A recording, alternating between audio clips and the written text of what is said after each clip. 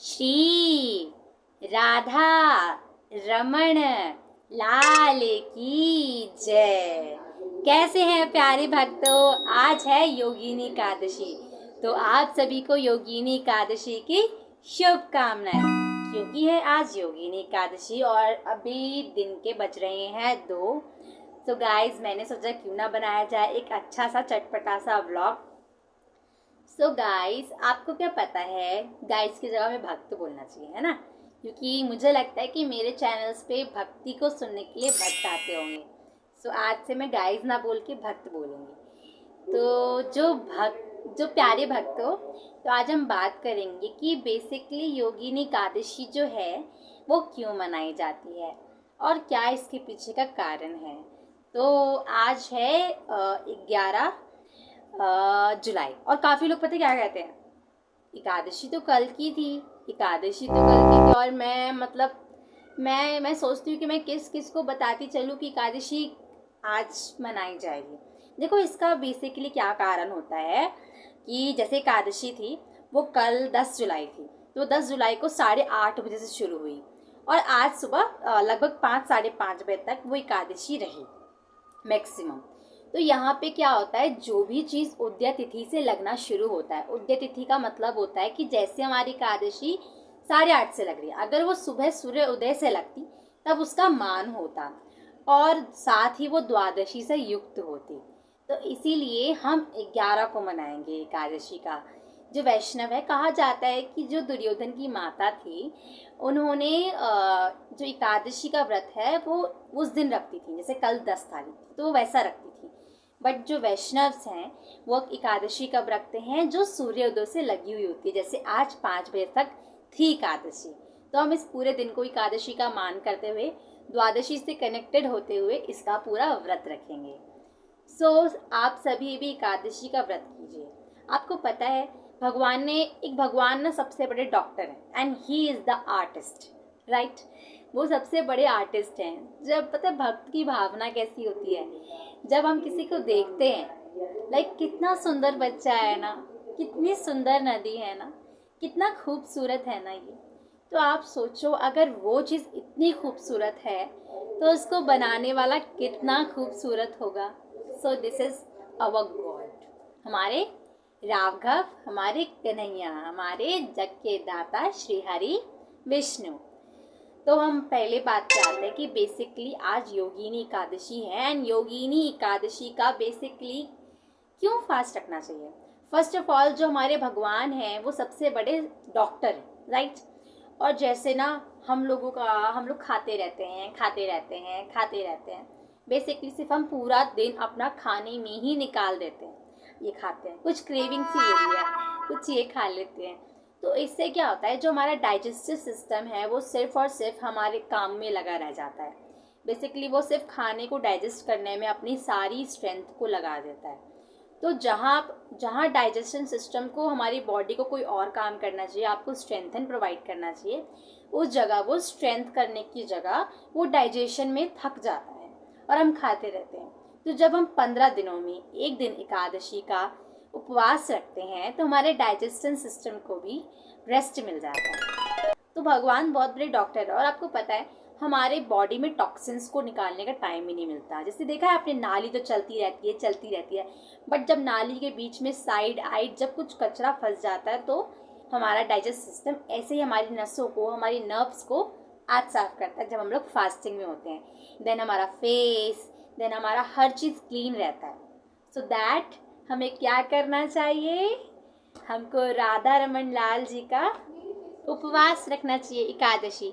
और भगवान का जो उपवास करते हैं ना, उन्हें भगवान बहुत प्रिय होते हैं। तो आज हम बात करने वाले थे योगिनी एकादशी। मैं बहुत पका देती हूँ guys, but this is the right things जो कि हमें डिस्कस करना बहुत ज़रूरी था। तो अब हम बात कर रहे हैं कि योगिनी एकादशी क्यों मनाते हैं। देखिए, योगिनी एकादशी जो होती है ना, बेसिकली ये हमारे रोगों को निरोग करने के लिए होती है, ठीक है? इस दिन क्या होता है, जो कुबेर जी थे वो शिव जी के बहुत ही प्यारे भक्त थे। और कुबेर जी का एक माली था जिसका नाम था हेम माली। हेम माली सदैव उनको फूल ला के देता था, उनको पुष्प सुंदर सुंदर ला के देता था। और ऐसा नहीं था कि वो शिव जी से प्रेम नहीं करता था, वो शिव जी से प्रेम भी करता था। तो वो क्या करता था, हेममाली फूलों को तोड़ करके लाता था, कुबेर देवता को देता था, और कुबेर देवता उसी पुष्पों से भगवान को शिव को अर्पित करके पूजा करते थे। एक दिन क्या हो गया, जो हेममाली था ना, उसकी बीवी बहुत ही सुंदर थी, और आपको पता है ये काम, लोभ, क्रोध हम सबको हमेशा जकड़ के रख लेता है ऐसे करके, और आप कुछ नहीं कर सकते, देन आपको रियलाइज भी नहीं होगा। इसलिए हमको हरि भक्ति करनी चाहिए। तो हेममाली की बीवी बहुत ही सुंदर थी, और वो उसमें हो गया, प्रेम में हो गया, वो काम भावना जाग गई, वो भी उसका भी भोग करने लगा। भोग में उसने समय को व्यतीत कर लिया, और जो पुष्प वो तोड़ के लेके आया था वो कुबेर को देने जाने के लिए लेट हो गया। कुबेर बहुत देर से देख रहा है, आज हेममाली आया ही नहीं, क्या करे।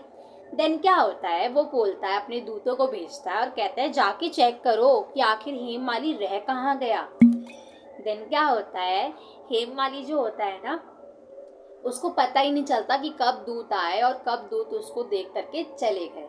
तो उस टाइम पे क्या होता है, जब वो कुबेर देवता को बताते हैं कि वो तो भोग विलास कर रहा है, तो उसी टाइम पे क्या करते हैं, कुबेर आते हैं और कहते हैं कि मैं तुझको ये श्राप देता हूँ कि जो तू मृत्यु लोक पर जो फूट जाते हैं, जो इतने परेशान रहेगा, तू रोग से भर जाएगा, और उसको ये श्राप दे दिया। देन क्या होता है, वो उस धरती पे उसको जन्म मिल जाता है, फिर उसको फूट जाता है, बॉडी में होता है, जो हमें बहुत प्रॉब्लम करता है। तो बहुत ज़्यादा रोगी हो गया। साथ ही वो हरिद्वार गया, उसने वहाँ पे स्नान किया।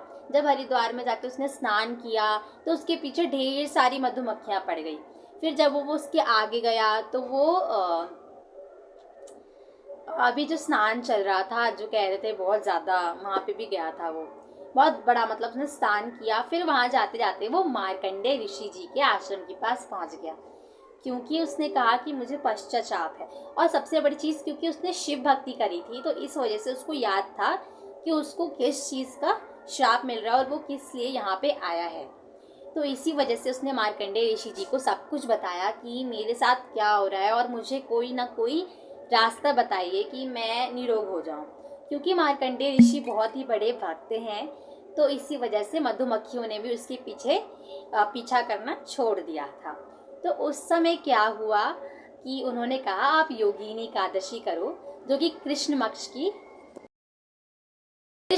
की एकादशी है, उसको करो, और साथ ही अच्छे से करो, भक्ति से करो, भगवान का भजन करो, भगवान की मालाएं करो, निरंतर ध्यान करो, और देखो तुम इस संसार से मुक्त हो जाओगे और अपने रोग से भी निरोग हो जाओगे। तो सिर्फ इस एकादशी को करने से श्री हरि विष्णु जी ने उसकी सहायता करी और वो इस चीज से मुक्त हो गया। कितनी सुंदर है ना। तो इसीलिए हर एक एकादशी हमको एज अ गिफ्ट कुछ ना कुछ दे करके ही जाती है। तो अगर हम इस संसार में आए हैं और अपने भगवान ने भी ये कहा था कि एकादशी के दिन क्या होता है, आप जो भी खाएंगे वो पाप के रूप में ही खाएंगे, तो इस दिन अन्न ना खाएं। तो इसी वजह से भगवान ने सोचा कि एकादशी, देखो एकादशी मैया जो थी ना, जो भगवान जी के पीछे एक असुर पड़ा हुआ था, तो भगवान जी भागते भागते लेट गए और वो असुर आ गया। उसने सोचा अब तो मैं भगवान को मार दूंगा। तो भगवान में से एक तिनके के बराबर की माता निकलती हैं और उसको समाप्त कर देती हैं, उसको मार देती है उस असुर को। और जब भगवान जागते हैं तो भगवान कहते हैं कि हर 11 के दिन, इस दिन तुम्हारे ही नाम से एकादशी का व्रत रखा जाएगा। तो आप समझ सकते हैं कि कितना सुंदर दिवस है, और काफ़ी लोगों को, सबको इस दिन का फास्ट करना चाहिए। तो आप कमेंट सेक्शन में ज़रूर बताना कि आपको ये वाली स्टोरी कैसी लगी, और भरोसा है कि आपको ये स्टोरी बहुत अच्छी लगी होगी। इम्प्लीमेंट कीजिए। और सबसे बड़ी चीज़ है कि पता है, एक स्टोरी भी मैं शेयर करना चाहती थी। ऐसे टीवी देखते देखते ना, मतलब ऐसे चालू हो गई। आपने निमाई पाठशाला की जो माता जी हैं उनको देखा होगा। तो उन्होंने ना मुझे बोला, मतलब मुझे क्या, वो सबको ही बोलती हैं कि जैसे आपको कोई बुलिंग करता है तो आप सुनते जाते हो, देन आप रोने लगते हो, और ये मेरी खासियत। मुझे कोई कुछ बोलता रहेगा और मैं रोती रहूँगी। बट नो, इफ़ अगर कोई सामने वाला आपको कुछ बोल रहा है ना, तो उसको बुलिंग करने के लिए उसको बोलो रुको, और तुम्हारी कोई हिम्मत नहीं है और तुम मुझ पे कुछ नहीं बोल सकते हो, ठीक है ना। तुम्हें ये किसी ने नहीं दिया है कि तुम मुझे कुछ बोलो, ठीक है। आप मेरे ऊपर ऐसे बोल नहीं सकते।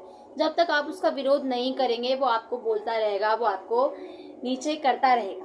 तो इस वजह से आप नीचे ना होइए, उस चीज़ का जवाब दीजिए, ठीक है। काफ़ी लोग होते हैं बुलिंग करते हैं, लोगों को परेशान करते हैं, जिससे वो नेक्स्ट इंसान को भी बोलने से समय डर जाए, तो उसका विरोध कीजिए। तो ये मेरे साथ सच में हो चुका है रियल लाइफ में। कि मैं क्लास में पढ़ती थी और सेम एक लड़की मुझे बहुत परेशान करती थी। सो गाइस, फिर एक दिन मैंने भी उस चीज़ को जैसे कि उस चीज़ को मैंने उंगली किया और उस चीज़ को बोला कि ये तुम गलत कर रहे हो, और जिस दिन मैंने उसको बोला वो भागने लगी।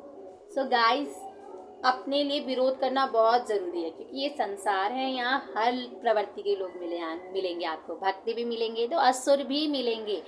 और आज के टाइम पे असुर कौन है? असुर तो हमें दिखते नहीं है। सतयुग, द्वापर, त्रेता, उसमें हमको असुर दिख भी जाते थे। लेकिन इस टाइम पे क्या है, जो असुर हैं, जब एक इंसान किसी को बुरी निगाह से देख रहा है तो उससे बड़ा असुर कोई नहीं है। इसी वजह से अच्छे बनिए और इस असुर प्रवृत्ति को जवाब देना भी ज़रूरी है। तो आप सभी को एकादशी की शुभकामनाएं। आपको मेरी वीडियो कैसी लगी?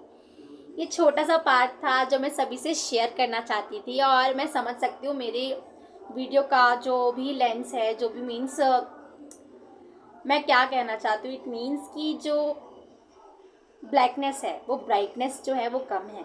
तो ब्राइटनेस को बढ़ाने के लिए कुछ टाइम मैं भी अपना अच्छा सा फ़ोन ले लूँगी।